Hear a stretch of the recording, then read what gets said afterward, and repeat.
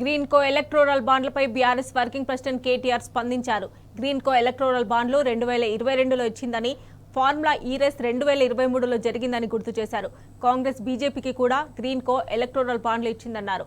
Green కో race కారణంగా నష్టపోయిందని తెలిపారు. Parliament ఆమోదించిన ఎలక్టోరల్ బాండ్లు ఇవ్వడం అవినీతి ఎలా అంటారని ప్రశ్నించారు. దేశవ్యాప్తంగా అన్ని పార్టీలకు వచ్చిన ఎలక్టోరల్ బాండ్లపై చర్చకు సిద్ధమని కేటీఆర్ స్పష్టం చేశారు.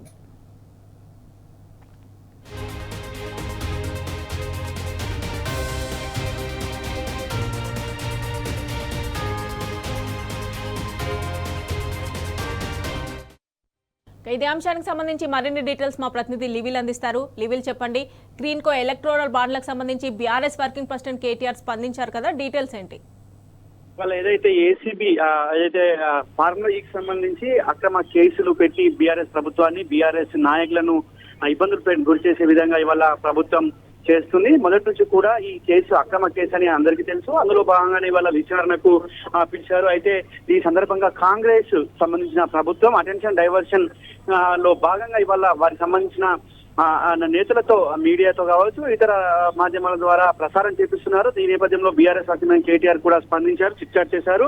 గ్రీన్ కో ఎలక్ట్రల్ బాండ్లు వచ్చి ఇచ్చింది 2022లో, ఫార్ములా ఈ రేస్ జరిగింది 2023లో. ఇందులో అవినీతి ఎక్కడ జరిగింది, ఎక్కడ ఈ గ్రీన్ కోకు సంబంధం ఉందని చెప్పేసి కూడా దుయ్యబట్టారు. అంతేకాకుండా గ్రీన్ కో ఎలక్ట్రల్ బాండ్లు కాంగ్రెస్ బీజేపీ కూడా ఇచ్చింది, అది మర్చిపోతే ఎలా అని చెప్పేసి కూడా ప్రభుత్వంపై తీవ్రస్థాయిలో ధ్వజమెత్తారు. ఇటు రేపు రేసు కారణంగా నష్టపోయింది గ్రీన్ కో సమస్యనే అని చెప్పేసి కూడా మరొకసారి స్పష్టం చేశారు. అంతేకాకుండా పార్లమెంట్ లో ఆమోదించిన ఎలక్ట్రల్ బాండ్లు ఇవ్వడం అవినీతి ఎలా అవుతుందని చెప్పేసి కూడా సూటిగా ప్రభుత్వాన్ని ప్రశ్నించారు.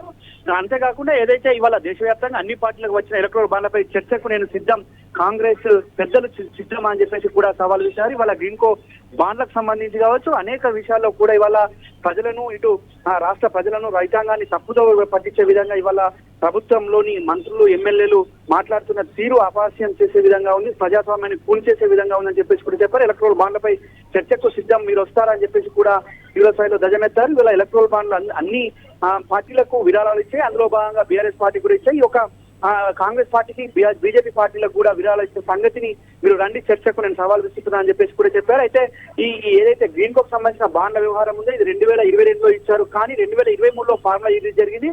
ఈ ఫార్ములా ఈ రేసు ఏదైతే ఉందో దీనివల్ల గ్రీన్ కో కంపెనీ నష్టపోయిందనే విషయం కూడా ఈ ప్రభుత్వం గుర్తించాలని చెప్పేసి కూడా చెప్పింది. ఏదేమైనప్పటికీ వల్ల బీఆర్ఎస్ వర్కింగ్ కేటీఆర్ చిట్చాట్ చేస్తూ కాంగ్రెస్ ప్రభుత్వంపై కొన్ని ఆసక్తికరమైన వ్యాఖ్యలు చేశారు.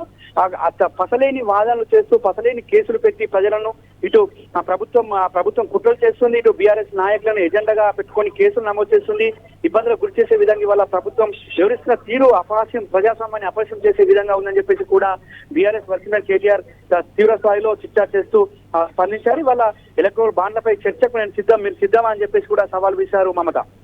రైట్ లివిల్, థ్యాంక్స్ ఫర్ అప్డేట్స్.